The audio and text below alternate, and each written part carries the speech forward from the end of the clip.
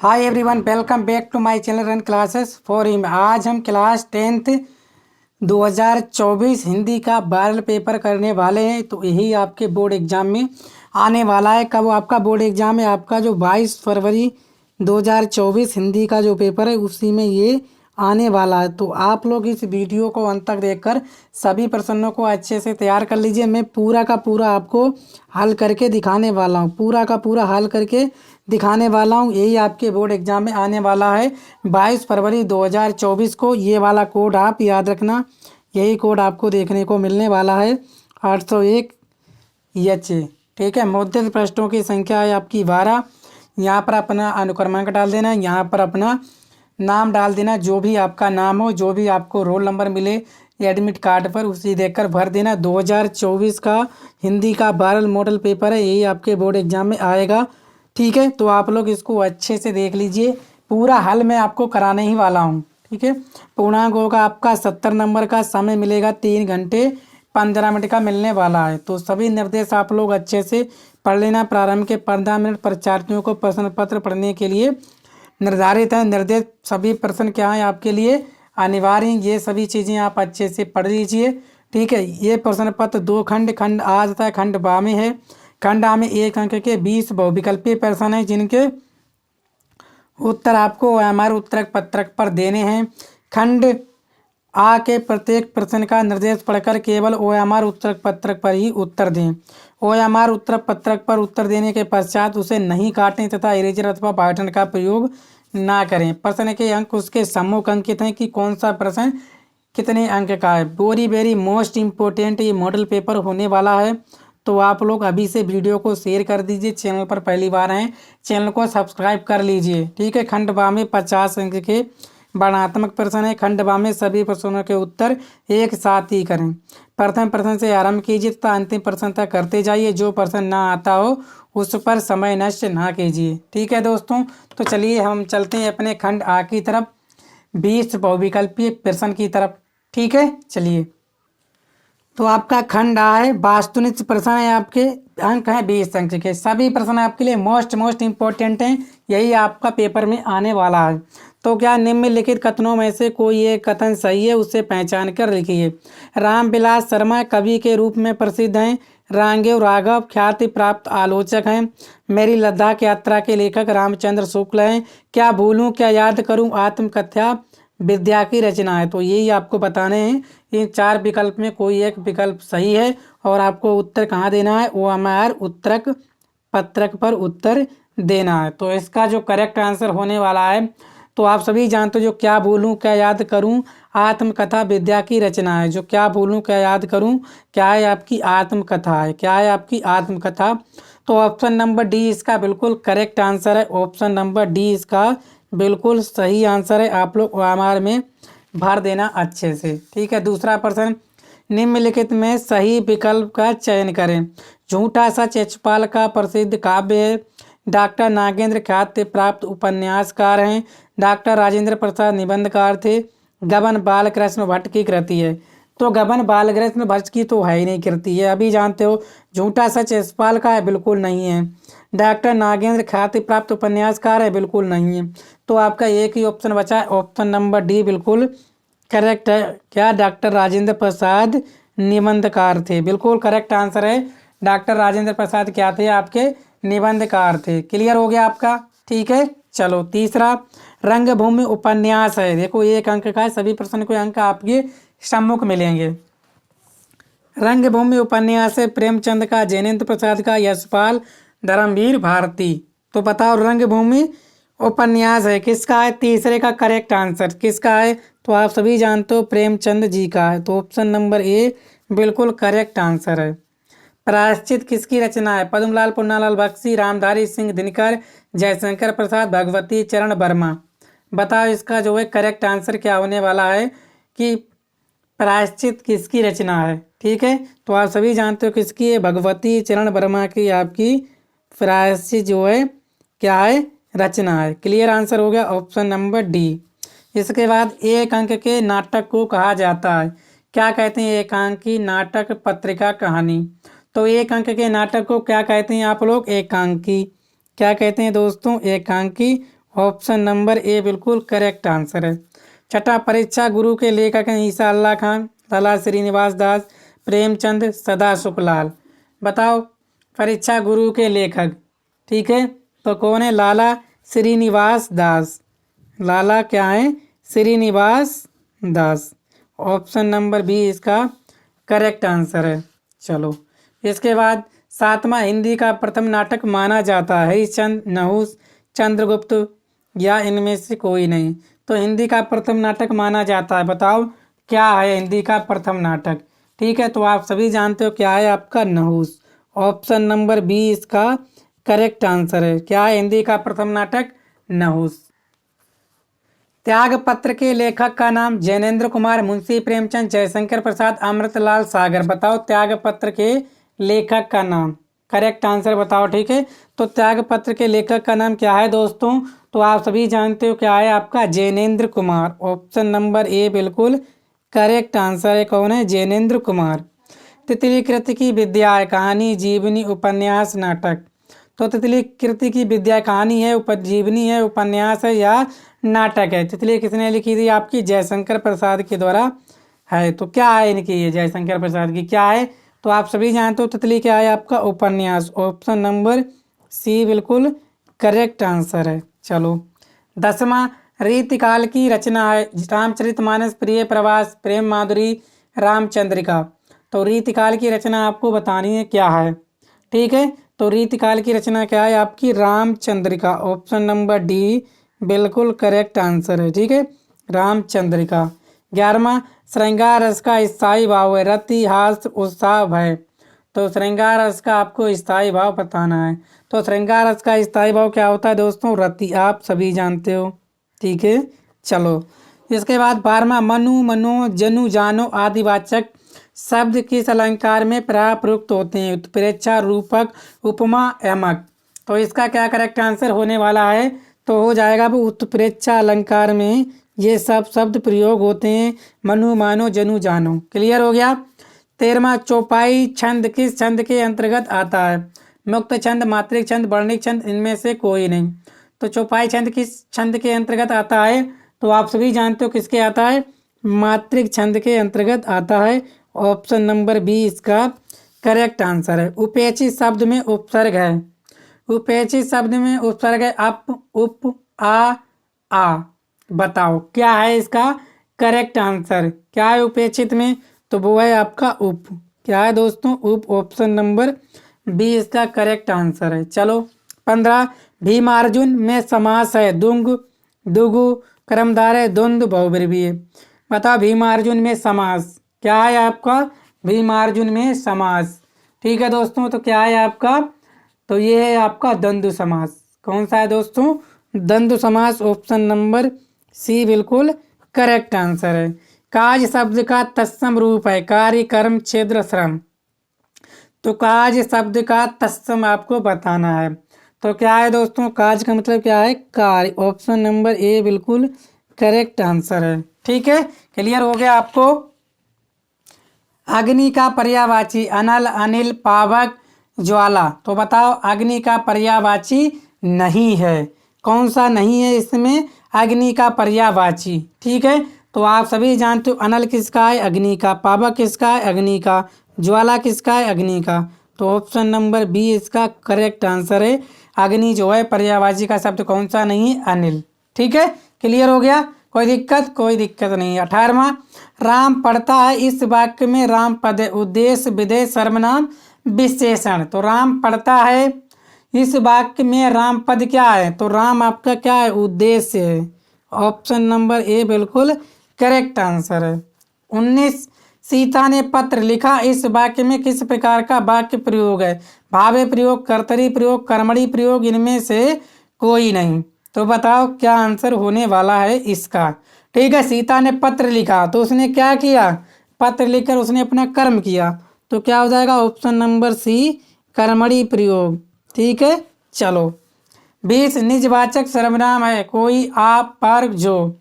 तो निजवाचक सर्वनाम क्या है? तो दोस्तों तो वो है आपका आप। क्लियर हो गया?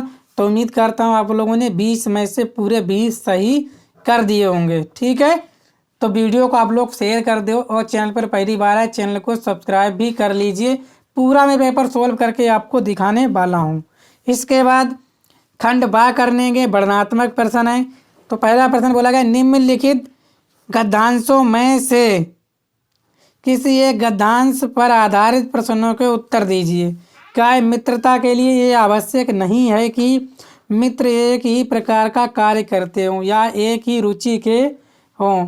इसी प्रकार प्रकृति और आचरण की समानता भी आवश्यक या वांछनीय नहीं है। दो भिन्न प्रकृति के मनुष्यों में बराबर प्रीति और मित्रता रही। राम धीर और शांत प्रकृति के थे, लक्ष्मण उग्र और उद्भव स्वभाव के थे। दोनों भाइयों में अत्यंत प्रगाढ़ स्नेह था, प्रेम था। उदार तथा उच्चासय कर्ण और लोभी दुर्योधन के स्वभाव में कुछ विशेष समानता न थी। यानी उच्चासय कर्ण और लोभी दुर्योधन के स्वभाव में कुछ विशेष समानता न थी, पर उन दोनों की मित्रता खूब निभी।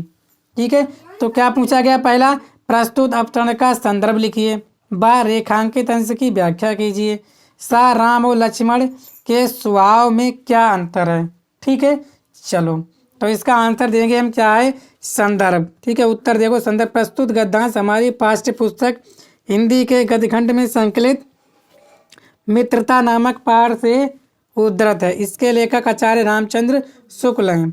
अब रेखांकित अंश की व्याख्या क्या है? प्रस्तुत गद्यांश में लेखक का कहना है कि मित्रता के लिए आवश्यक नहीं है कि दोनों मित्रों का कार्य पसंद अथवा नापसंद एक समान हो। ठीक है, यही सब बोला गया। मित्रता के लिए आवश्यक नहीं है कि मित्र एक ही प्रकार का कार्य करते हों या एक ही प्रकार की क्या हो, रुचि हो।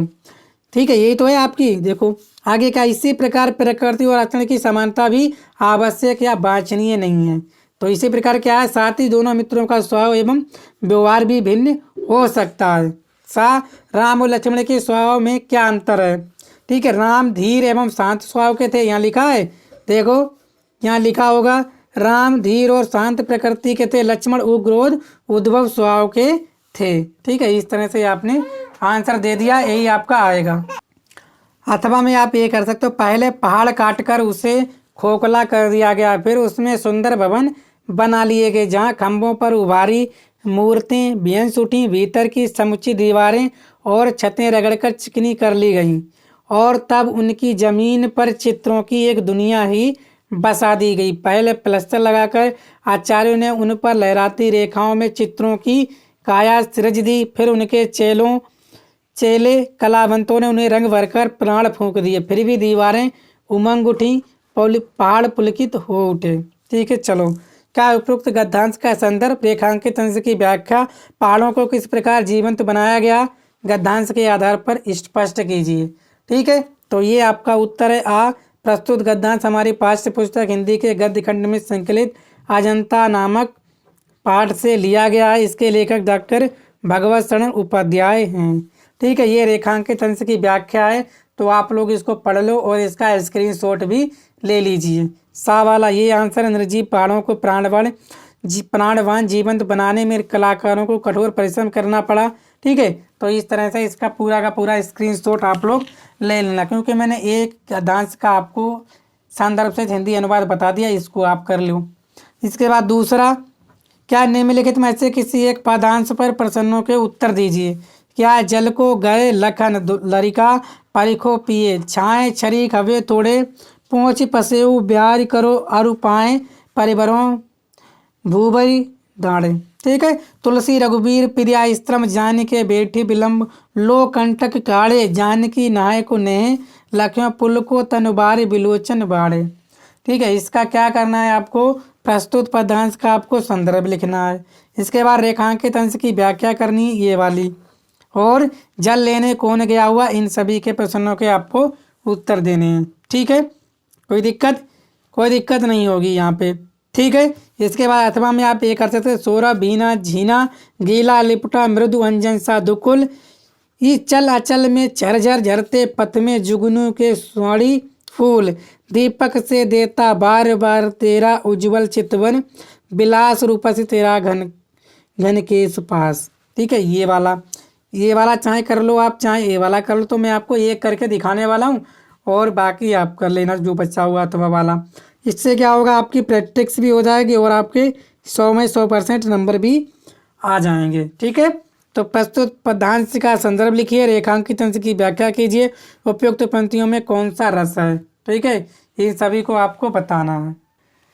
देखो आंसर में इसको बताना, जल को गए लखन, ये वाला मैं बताने वाला हूँ। क्या प्रस्तुत पदांश तुलसीदास द्वारा रचित बनपथ पर शीर्षक से लिया गया है। रेखांकित अंश की व्याख्या क्या है, सीता जी राम से कहती हैं कि लक्ष्मण पानी लेने गए हैं, इसलिए घड़ी भर किसी पेड़ की छाया में खड़े होकर उनकी प्रतीक्षा भी कर लें। इतनी देर में मैं आपका पसीना भी पोंछकर हवा कर दूंगी। गर्म रेत पर चलने से आपके पांव जल रहे होंगे, उन्हें भी धो दूंगी। ठीक है, और सा वाला क्या हो जाएगा, लक्ष्मण जी कहाँ गए हैं, जल लेने गए हैं। यहाँ पूछा गया है कि जल लेने कौन गए हैं, तो लक्ष्मण जी जल लेने गए हैं। ठीक है, चलो इसके बाद हम तीसरा करेंगे कि दिए गए संस्कृत गद्यांश में से किसी एक का संदर्भ सहित हिंदी में अनुवाद कीजिए। 5 अंक, सभी अंक आपको सम्मुख अंकित हो जाएंगे। ठीक है, चलो पहला क्या है कि वाराणसी सुविख्यात प्राचीना नगरी, यम विमल सलिल तड़ाज्ञा कूले स्थिता, अस्या घटानाम बलयाकृति पंक्तिम धवलामम चंद्रिकाया बहुराजिते अगणिता पर्यटका सुधैरम्भ्या देशाम्भ्या नित्यम अत्र आयांति, अस्या घटानाम चा शोभा विलोकीमा बहु प्रसंति। ठीक है, तो क्या है ये, आत्मा में आप ये कर सकते हो कि ठीक है, ये वाला क्या है, प्रस्तुत, ये उत्तर है आपका तीसरे का। प्रस्तुत गद्यांश संस्कृत गद्यांश हमारी पाठ्य पुस्तक के संस्कृत खंड में संकलित वाराणसी से है। हिंदी में अनुवाद क्या हो जाएगा, वाराणसी अत्यधिक विख्यात प्राचीन नगरी है। ये स्वच्छ जल की तरंगों वाली गंगा के किनारे स्थित है। इसके घाटों की घुमावदार आकृति वाली पंक्ति श्वेत चांदनी में बहुत सुंदर लगती है। दूर दूर के देशों से असंख्य पर्यटक यहाँ नित्य प्रति आते हैं और इसके घाटों की शोभा को देखकर बहुत प्रशंसा करते हैं। ठीक है, ऐसे करके आप लिख देना। अथवा में ये कर सकते हो, इदानी यदि वयम राष्ट्र से नव निर्माणे संलग्ना स्म निरंतम कर्म करणम अस्माकं मुख्यम कर्तव्यम निजस्य श्रमस्य फलम भोग्यम अन्यस्य श्रमस्य शोषणम सर्वदा वर्जनीयम यदि वयम विपरीतम आचारम तदा न वयम सत्यम भारतीय संस्कृति उपासका। ठीक है, अथवा में ये वाला आप कर सकते हो। तो मेरे ख्याल से ये वाला आप अच्छे से कर पाओगे, तो यही वाला आप कर देना सबसे ऊपर वाला। ठीक है, वाराणसी वाला। ठीक है, चलो चौथा, दिए गए पदांशों में से किसी एक पदांश का संदर्भ सहित हिंदी में अनुवाद कीजिए। क्या नीर क्षीर विवेकम हंसालस्त तोमेव तनुषे चेतम विश्व इसमें दुनान कुलवरंतम पालिसती का। तो क्या है संदर्भ इसका, प्रस्तुत अनुयुक्ति हमारी पाठ्य पुस्तक के संस्कृत खंड के अनुयुक्त विलासा नामक पाठ से अवतरित है। ठीक है, अवतरित है। हिंदी में अनुवाद का, हे कुएं में अत्यधिक नीच गहरा हूँ, नीचा नीचा होगा। ठीक है, नीचा गहरा हूँ, तुम इस प्रकार कभी भी खेद मत करो क्योंकि तुम अत्यंत सरस हृदय हो दूसरे के गुणों को ग्रहण करने वाले हो। ठीक है, चलो कोई दिक्कत नहीं है, ये लिख देना। अथवा में आप ये कर सकते हैं क्या, अपदो दूरगामी चा साचरो नाचा पंडिता अमुखा स्पुष्ट वक्ता चायो जानाति सा पंडिता। ठीक है, ये आपका प्रबुद्धो ग्रामीणा से है।